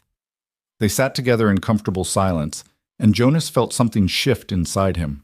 For years he'd carried the weight of his failures, the job he couldn't keep, the life he couldn't seem to build, the sense that he was fundamentally broken. But maybe he'd been looking at it wrong. Maybe survival was its own kind of strength. Maybe the fact that he'd kept going, kept trying, kept refusing to give up despite everything, maybe that counted for something. The weeks that followed were busy ones. Jonas began working with Evelyn on the foundation, attending meetings, learning the ins and outs of the operation. The staff welcomed him warmly once they understood his connection to Evelyn and his own background as a veteran. He sat in on counseling sessions, helped veterans fill out job applications, listened to their stories of struggle and survival that echoed his own. It was hard work, emotionally draining in ways his kitchen job had never been, but it was also deeply fulfilling. Every small victory, a veteran finding housing, landing a job, reconnecting with family, felt like validation that he was finally doing something that mattered. Evelyn's health improved slowly but steadily. The medications regulated her heart rhythm, and the lifestyle changes, healthier diet, gentle exercise, reduced stress, made her stronger.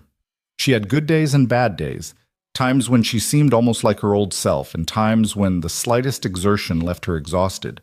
But through it all, she maintained her sharp mind and sharper wit, offering guidance on the foundation work and slowly, carefully, preparing Jonas to eventually take over.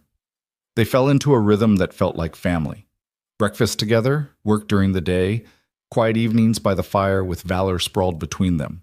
Jonas found himself laughing more than he had in years, found himself looking forward to each day instead of just enduring it. And he could see the same transformation in Evelyn, the way the haunted look gradually left her eyes, replaced by contentment and purpose. It was on a crisp October evening, the leaves turning gold and red in the garden, that everything changed again. Jonas had just finished making dinner, nothing fancy, just grilled chicken and vegetables, when he heard a sound from upstairs. A thump, followed by silence. His heart seized, and he was moving before his mind caught up, taking the stairs two at a time with Valor close behind. He found Evelyn in her bedroom, lying on the floor beside her bed. Her eyes were closed, her breathing shallow and rapid, and Jonas felt terror lance through him. Evelyn. He dropped to his knees beside her, checking her pulse. It was there, but weak and irregular. Evelyn, can you hear me? Her eyelids fluttered. Jonas, she whispered. Something's wrong. I can't breathe right. Jonas was already grabbing his phone, already dialing 911. As he gave the dispatcher information, he grabbed pillows from the bed and positioned them under Evelyn's head and shoulders, elevating her slightly to help her breathe. Valor pressed close, whining softly, his nose nudging Evelyn's hand. Stay with me, Jonas said, his voice steady even though his hands were shaking. The ambulance is coming. Just stay with me, Evelyn. I'm sorry, she murmured. I'm sorry. I stood up too fast, I think, and then... Don't apologize, don't talk. Just breathe, slow and steady. The ambulance seemed to take forever, though it was probably only minutes. When the paramedics arrived, Jonas moved aside to let them work, but he stayed close, his hand reaching out to grasp Evelyn's when she extended it toward him. She held on tight, her fingers cold and trembling, and Jonas squeezed back, trying to channel strength and reassurance through that simple touch.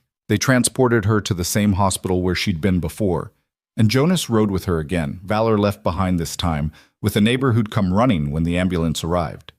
In the emergency room, Jonas gave the doctors Evelyn's medical history, listed her medications, answered their rapid-fire questions with as much precision as he could manage.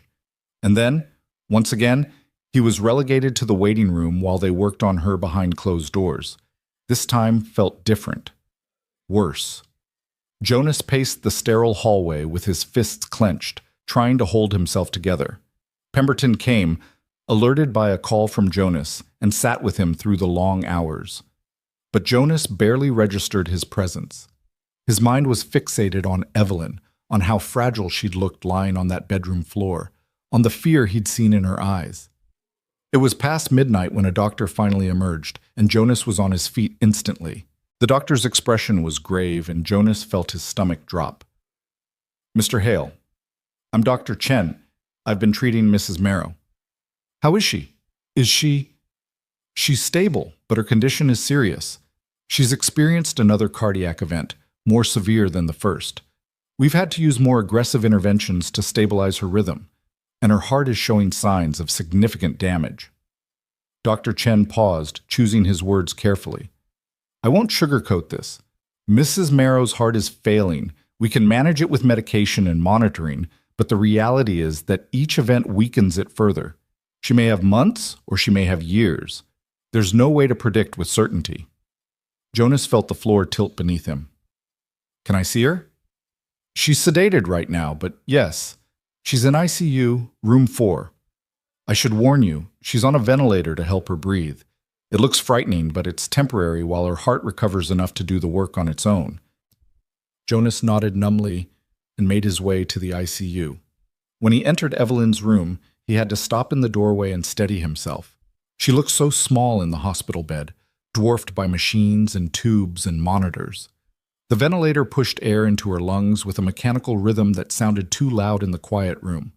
Her silver hair was spread across the pillow, and her face was pale, almost translucent in the harsh fluorescent light. Jonas pulled a chair close to her bed and took her hand. It was cool and limp, unresponsive, and he had to blink back tears. "I'm here," he said quietly, even though she couldn't hear him. "I'm right here, Evelyn. You're not alone." He stayed there through the night, dozing fitfully in the chair, jerking awake whenever a monitor beeped or a nurse came in to check vitals. By morning, his back ached and his eyes burned with exhaustion, but he didn't leave. He couldn't. Around 9 in the morning, Evelyn began to stir. Her fingers twitched in Jonas's hand, and her eyelids fluttered. A nurse came in immediately, checking monitors, and then called for the doctor. They extubated her carefully, removing the breathing tube, and Evelyn coughed and gasped as her lungs remembered how to work on their own. "Easy," the nurse said gently. "Slow breaths. You're doing great, Mrs. Marrow." When Evelyn's eyes finally opened and focused on Jonas, he saw recognition there, and relief.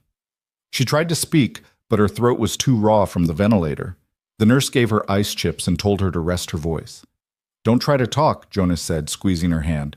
"I know. I'm here." Over the next few days, Evelyn recovered enough to be moved out of ICU into a regular room. The doctors adjusted her medications again, consulted with specialists, discussed options that ranged from pacemakers to experimental treatments. But the underlying message remained the same. Evelyn's heart was failing, and there was only so much medicine could do. Evelyn took the news with characteristic grace, asking intelligent questions and making practical decisions about her care. But Jonas could see the fear lurking behind her composed exterior, could see the way her hands trembled slightly when she thought no one was looking. On her 4th day in the hospital, Evelyn asked Jonas to bring her a leather folder from her study at home. "The brown one. On the shelf behind my desk," she said. "It's important." Jonas retrieved it that afternoon, along with fresh clothes and the books Evelyn had requested. When he returned to the hospital, she asked him to close the door to her room and sit down. "What's going on?" Jonas asked, suddenly worried. Evelyn opened the folder and pulled out several documents. "I need to talk to you about some things, Jonas. Things I should have discussed weeks ago, but I kept putting it off because I didn't want to face what they meant." She took a breath. "I'm dying. We both know that. It might be tomorrow or it might be next year, but my heart is giving out and eventually it's going to stop working altogether." "Evelyn, please let me finish.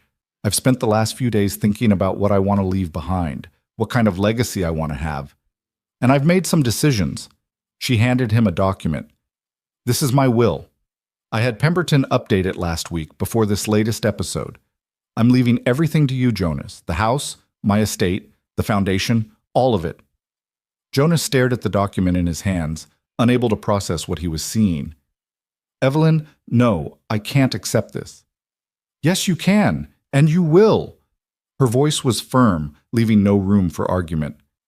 "I have no children, no close relatives who need this money. My husband wanted the foundation to help veterans, and I can't think of anyone better to carry on that work than you. You've already proven yourself, Jonas. You've shown me that you care, that you'll fight for what's right, even when it costs you everything. That's exactly the kind of person who should control this legacy." "But Evelyn, this is millions of dollars, isn't it? Property, investments. Closer to 12 million, actually. And yes, it's a tremendous responsibility, but I know you can handle it.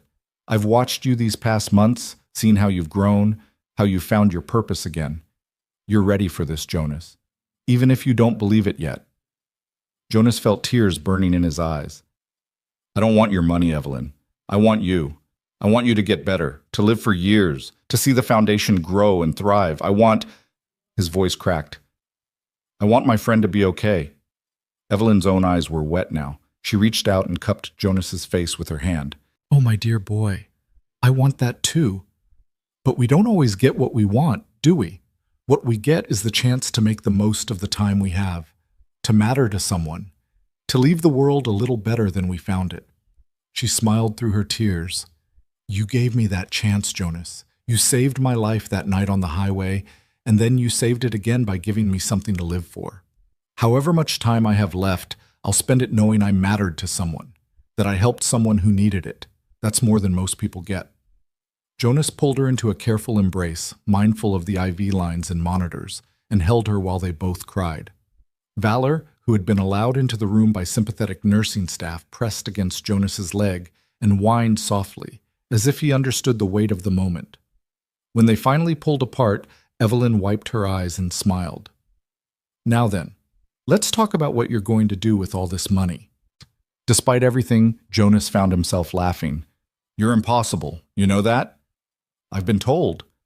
She settled back against her pillows, looking suddenly exhausted but also oddly peaceful. There's one more thing I want to ask you, Jonas.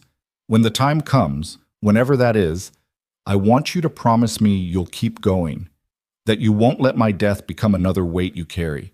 Promise me you'll live fully, that you'll find joy again, that you'll use this gift I'm giving you to help as many people as you possibly can.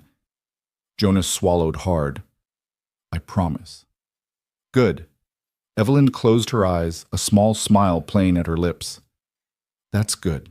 Evelyn came home from the hospital 6 days later, weaker than before, but determined to spend whatever time she had left in her own house, surrounded by familiar things. The doctors had done what they could, adjusting medications and providing equipment, an oxygen concentrator that hummed softly in the corner of her bedroom, a hospital bed that could be raised and lowered at the touch of a button, monitors to track her heart rate and oxygen levels. A hospice nurse named Maria came twice a day to check on her, a warm woman with gentle hands who treated Evelyn with dignity and kindness. Jonas moved permanently into the guest room, though he spent most of his time in Evelyn's room, reading to her when she was awake, sitting quietly when she slept. Valor had claimed a spot on the rug beside her bed and rarely left it, as if the dog understood his job now was to stand vigil, to offer comfort through his steady, faithful presence. The days took on a strange, suspended quality. Time seemed to move differently when you knew it was running out, each moment somehow both precious and painful. Evelyn had good hours when she was lucid and talkative, wanting to discuss the foundation or share memories or simply laugh at something on television. And she had bad hours when the pain medication made her confused, when she would wake from restless sleep calling for her husband, temporarily forgetting he'd been gone for a decade. Jonas learned to navigate both, to be present without being intrusive, to offer help without making Evelyn feel helpless. It was a delicate balance, and some days he got it wrong, hovering too much or not enough. But Evelyn was patient with him, gently redirecting when he fussed too much, asking for assistance when she truly needed it. Pemberton came by regularly, handling the legal aspects of Evelyn's estate and ensuring everything was in order. He brought documents for her to sign, updated her will to reflect last-minute changes, and spent hours with Jonas explaining the intricacies of managing the foundation and the estate. It was overwhelming, the sheer scale of responsibility that would soon fall on Jonas's shoulders, but Pemberton was a good teacher, breaking complex concepts into manageable pieces and answering Jonas's endless questions with patience. One afternoon, about 2 weeks after Evelyn had come home, Jonas was sitting in her room reading when she suddenly spoke, her voice stronger than it had been in days. Jonas, there's something I want you to do for me. He set down his book immediately. Anything. In my closet, on the top shelf, there's a wooden box. Will you get it for me? Jonas found the box easily. Cedar, beautifully carved with intricate patterns, about the size of a shoebox. He brought it to Evelyn, and she ran her fingers over the lid with a wistful expression. My husband made this for me years ago. He wasn't particularly skilled at woodworking, but he tried. She smiled. It's full of letters. Letters we wrote to each other during his deployments, before we were married. I haven't looked at them in years, but I'd like to read some now. Would you read them to me? My eyes aren't what they used to be, and I get tired so quickly. Jonas opened the box. Inside were dozens of letters, yellowed with age, some in elegant cursive handwriting, others in a more masculine scrawl. He picked one at random and began to read. The letter was from Evelyn's husband, written from somewhere in Vietnam, describing the heat and the boredom punctuated by moments of terror. But mostly he wrote about missing Evelyn, about counting down the days until he could see her again, about the life they would build together when the war was over. His words were simple but profound, filled with a love that transcended distance and danger. Evelyn listened with her eyes closed, tears slipping down her cheeks. When Jonas finished, she was quiet for a long moment. "He was a good man," she said finally. "We had 42 years together, and it still wasn't enough. I don't think any amount of time would have been enough." "Tell me about him," Jonas said. "Tell me everything." And she did. For the next several hours, Evelyn shared stories about her late husband, how they'd met at a dance, how he'd proposed during a rainstorm, how they'd struggled and laughed and built a life together. She told Jonas about the foundation, how her husband had started it with almost nothing, working tirelessly to help veterans who'd been forgotten by the system that had sent them to war. She told him about her husband's death, how peaceful it had been, how he'd held her hand and told her he'd loved every moment of their life together. "That's what I want you to find, Jonas," Evelyn said, her voice growing tired. "Someone to love like that. Someone who makes every moment worthwhile. Don't spend your life alone just because you're afraid of losing people. The love is worth the loss. Always." Jonas felt his throat tighten. "I'll try." "Promise me." "I promise." Over the following weeks, Evelyn's condition slowly deteriorated. The good hours became shorter and less frequent. She slept more, ate less, grew frailer with each passing day. But her mind remained sharp during her lucid moments, and she used that time to prepare Jonas for what was coming. She introduced him to key members of the Foundation's board, making it clear that Jonas would be taking over her role. Some of them were skeptical at first, this quiet veteran with no formal business training. But Evelyn's endorsement carried weight, and more importantly, Jonas proved himself in conversations, demonstrating his understanding of veterans' needs and his genuine commitment to the Foundation's mission. She showed him where important documents were kept, explained her filing system, shared passwords and account information. She told him which staff members were reliable and which ones needed more oversight. She talked about her vision for the Foundation's future, programs she'd dreamed of implementing but never had the energy or time to pursue. "I want you to expand the housing program," she said one afternoon, her voice barely above a whisper. "Too many veterans end up homeless, and it's not because they're lazy or irresponsible. It's because the system fails them. I want the Foundation to buy properties, renovate them, create transitional housing where veterans can stay while they get back on their feet. Can you do that?" "Yes," Jonas said without hesitation. "I can do that. And I want a mentorship program. Pair veterans who've successfully transitioned with those who are struggling. People like you, Jonas, who understand what it's like and can offer real guidance. Will you make that happen?" "I will." Evelyn smiled weakly. "Good. That's good." As November arrived and the trees outside Evelyn's window stood bare against gray skies, Jonas could see the end approaching. Evelyn was sleeping 18, 20 hours a day now, and when she woke, she was often confused, struggling to remember where she was or what year it was. The hospice nurse told Jonas it was time, that it would be days now, maybe hours. Jonas called Pemberton and told him to come say goodbye. The attorney arrived that evening, his usual professional composure cracking as he stood beside Evelyn's bed and held her hand. "You've been a good friend, Richard," Evelyn murmured, her eyes barely open. "Thank you for everything." "The honor has been mine, Evelyn," Pemberton said, his voice rough with emotion. "You're an extraordinary woman." After Pemberton left, Jonas sat alone with Evelyn through the long night. Valor was pressed against the bed, his head resting on the mattress near Evelyn's hand, and she would occasionally move her fingers to touch his fur, as if drawing comfort from his warmth. Around 3 a.m, Evelyn stirred and opened her eyes. She looked at Jonas with surprising clarity, more present than she'd been in days. "Jonas," she whispered, "I'm here. There's an envelope. In my desk drawer, the top one. It's for you. Read it after." "Evelyn, promise me you'll read it." "I promise." She smiled, that same gentle smile that had greeted him the first time she'd come to his house, and closed her eyes. "Thank you for saving me, Jonas, for giving me these last months, for showing me that my life still mattered. It did matter, Jonas said, his voice breaking. It mattered so much, and yours matters too. Don't forget that. Promise me you won't forget. I won't forget. Evelyn's breathing became slower, shallower. Jonas held her hand and talked to her softly, telling her about the plans he had for the foundation, about the veterans he would help, about the legacy she was leaving behind. He told her about Valor, about how the dog had brought him back from the edge after the war, about how some connections transcend words and logic and become something almost sacred. You were that kind of connection for me, Jonas said, tears streaming down his face. You saved me too, Evelyn. When I'd given up on everything, when I thought I didn't matter to anyone, you showed me I was wrong. You gave me purpose. You gave me hope. And I will spend the rest of my life trying to be worthy of that gift. Evelyn squeezed his hand weakly, and Jonas saw her lips curve into a final, peaceful smile. She died just as the sun was rising, golden light spilling through the window and illuminating her face. Her breathing simply stopped, so quietly and gently that Jonas almost didn't notice at first. He sat there for a long time, holding her hand, watching the sunlight paint her silver hair with warmth, and felt something inside him break and heal simultaneously. Valor whined softly and pressed closer to the bed, and Jonas reached down to scratch behind the dog's ears. She's gone, boy, he whispered. She's at peace now.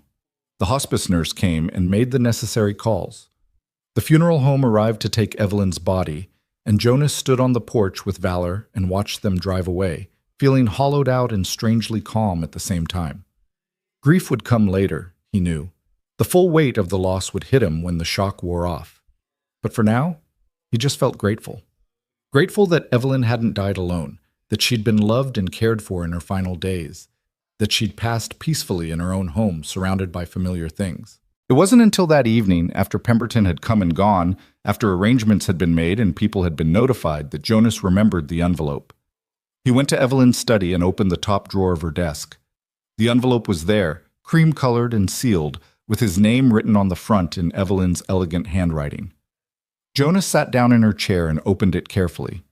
Inside was a letter, several pages long, and a smaller sealed envelope with instructions not to open it until after the funeral. Jonas began to read. The letter started with practical matters. Reminders about account numbers, instructions for accessing various files, names of people Jonas should contact. But then it shifted into something more personal. By the time you read this, I'll be gone, Evelyn had written. And while I know you'll grieve, I want you to remember that my death isn't a tragedy. I lived a long, full life. I loved deeply and was loved in return. I made a difference in the world, however small. And at the very end, I had you, a friend who made my final months meaningful and joyful. I couldn't have asked for more. I know you'll feel burdened by what I've left you. $12 million, a house, a foundation. It's an overwhelming responsibility, especially for someone who spent the last few years just trying to survive. But Jonas, I didn't choose you because I thought you needed charity. I chose you because I knew you would use these resources wisely, that you would honor my husband's legacy and actually help people instead of just managing assets. You're stronger than you know, braver than you believe, more capable than you've given yourself credit for. The man who pulled me from that burning car, who stood up to Curtis Blaine, who sat with a dying woman through her last nights. That man can do anything he sets his mind to. The enclosed envelope contains information about a property I purchased 6 months ago, before we met. It's a restaurant. Closed now. Abandoned, but with good bones. I'd always thought about renovating it, turning it into something special, but I never had the energy or vision for it. I want you to have it, Jonas. Not to run as a traditional restaurant, but as something new. Something that serves a purpose beyond profit. I trust you to figure out what that purpose is. You'll know when the time is right. Live well, my dear friend. Love fully. Find joy in unexpected places. Help as many people as you can, and don't let my death become another burden you carry. I died happy, surrounded by love, knowing my life had meaning. That's all anyone can hope for. With all my love and gratitude, Evelyn. Jonas read the letter 3 times, tears blurring his vision, before he finally set it down. He didn't open the second envelope. That could wait until after the funeral, as Evelyn had instructed. For now, he just sat in her chair, in her study, and let himself feel the full weight of what had happened. He'd lost a friend. He'd gained a fortune. He'd been given a responsibility that terrified him and a trust that humbled him. And somehow, impossibly, he felt ready for it. Evelyn's funeral was held on a cold November morning, the sky heavy with clouds that threatened snow.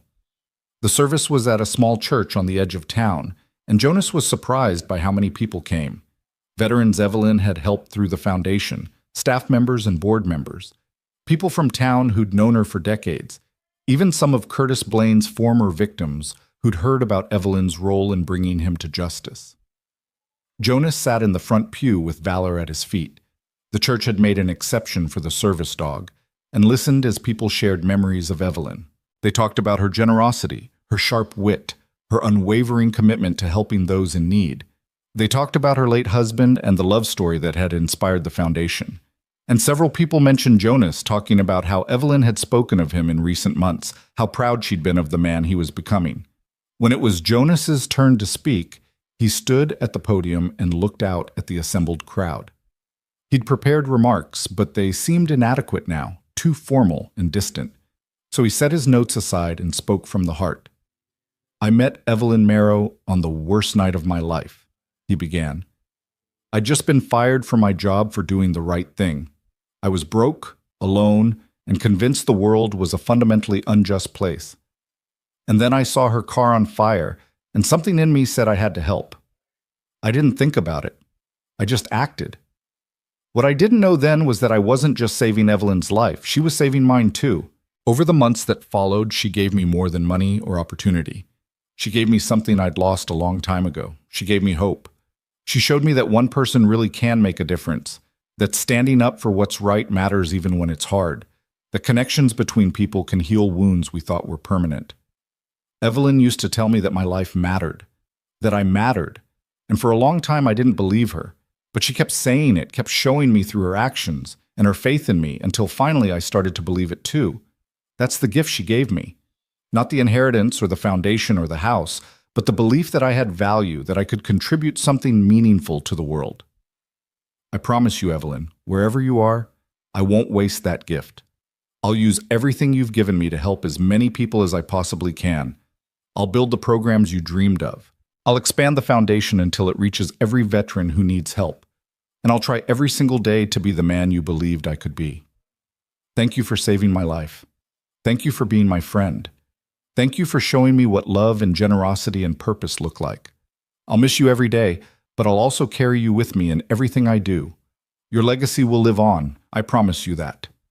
Jonas's voice cracked on the last words, and he had to pause to compose himself.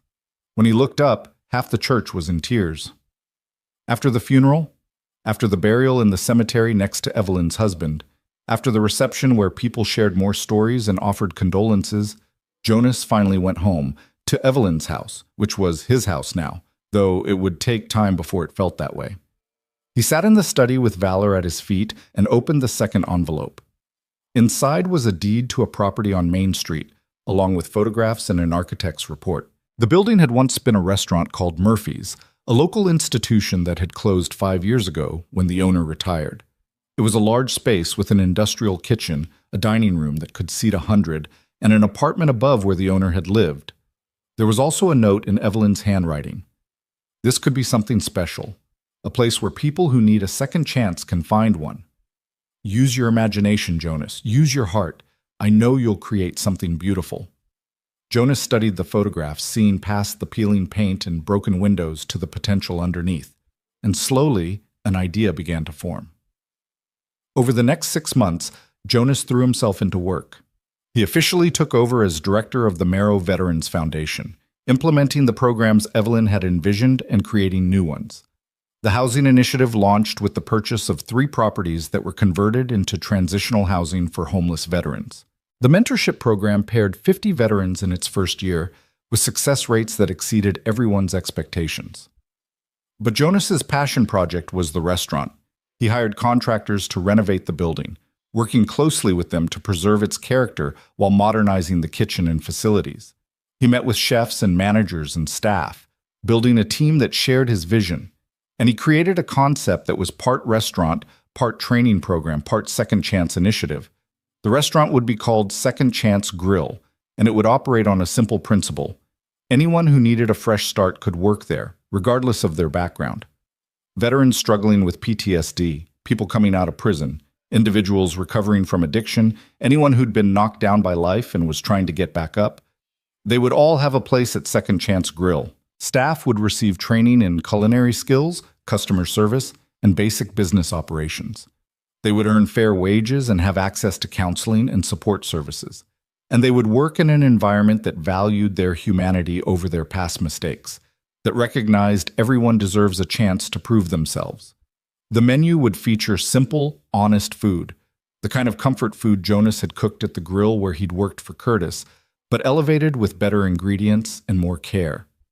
Burgers and sandwiches and daily specials, affordable prices, generous portions.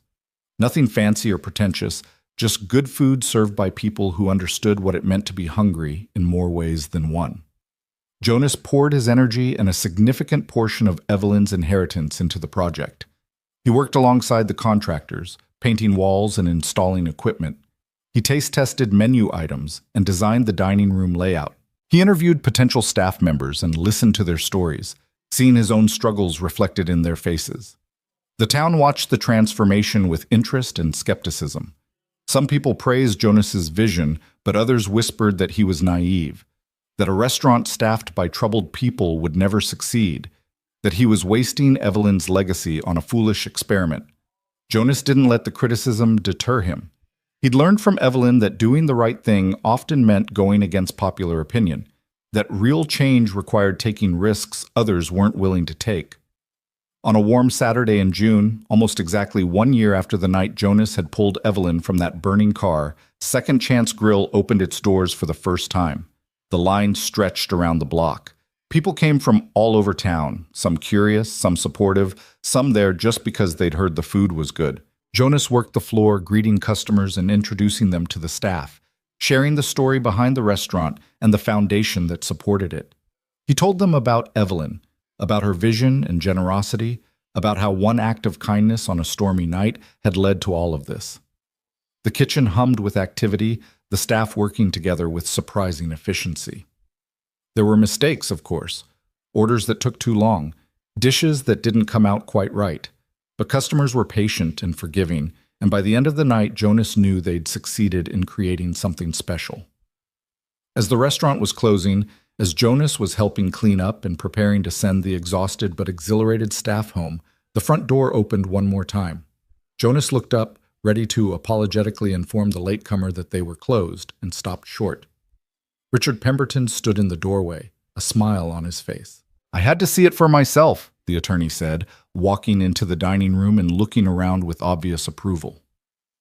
"Jonas, this is remarkable. Evelyn would be so proud." "I hope so," Jonas said quietly. "I tried to honor her vision while making it my own." "You did more than that. You took what she gave you and multiplied it. This restaurant, the foundation programs, everything you've accomplished in the past year, it's extraordinary." Pemberton pulled an envelope from his briefcase. "I have something for you. Evelyn left instructions for me to give you this on the 1-year anniversary of her death, or on the day Second Chance Grill opened, whichever came first."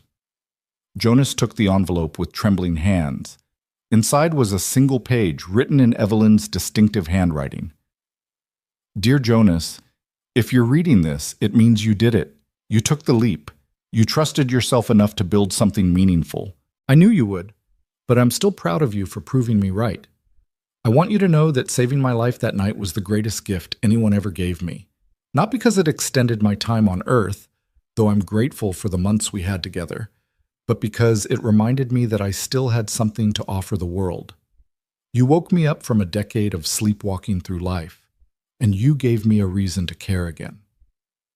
We saved each other, Jonas. Never forget that, and never forget that the capacity to save others, to change lives through simple acts of courage and kindness, lives within you always. You don't need money or resources or permission. You just need to see someone in need and choose to help. Live boldly, love deeply, help generously, and know that somewhere, in whatever comes after this life, I'm watching and cheering you on. With eternal gratitude and love, Evelyn." Jonas read the letter twice, tears streaming down his face, and then carefully folded it and put it back in the envelope. He looked around the restaurant, at the clean tables and polished floors, at the photos on the wall of the veterans and staff members who'd found new purpose here, at Valor sleeping peacefully in the corner, and felt something settle inside him. This was it. This was what his life had been leading toward. Not the war, not the struggle, not the pain and loss and endless grinding survival. All of that had been preparation for this moment, for this purpose, for the chance to take his own second chance and use it to give second chances to others. The town's reaction to Second Chance Grill evolved from skepticism to support over the following months. As people saw the restaurant succeeding, as they met the staff and heard their stories, as they experienced the genuine warmth and care that permeated every aspect of the operation, attitudes shifted. Local businesses started partnering with the restaurant, offering jobs to staff members who'd completed their training. Churches and community organizations began referring people who needed help. And veterans from across the region heard about the place and came, sometimes for a job, sometimes just for a meal and a conversation with people who understood. Jonas's life transformed completely. He was no longer the forgotten veteran struggling to make rent, no longer the man who felt invisible and worthless. He was a community leader, a respected businessman, someone people turned to for guidance and support. He sat on boards, spoke at events, represented the foundation at conferences, and through it all he remained grounded in the lessons Evelyn had taught him, that real wealth wasn't measured in dollars, but in lives touched, that power was meaningless without compassion, that success meant lifting others up rather than climbing over them. He also, slowly and cautiously, opened himself up to the possibility of connection in other ways. He went on a few dates, awkward at first, but gradually more comfortable. He made friends beyond professional acquaintances, people he could laugh with and confide in. He let himself be vulnerable, let people see the parts of him that were still healing, still struggling, still learning how to be fully human after years of just surviving. Valor remained his constant companion, aging gracefully, but still as loyal and intuitive as ever. The dog became a fixture at Second Chance Grill, greeting customers and offering comfort to staff members who were having rough days. Children loved him, and adults found his calm presence soothing.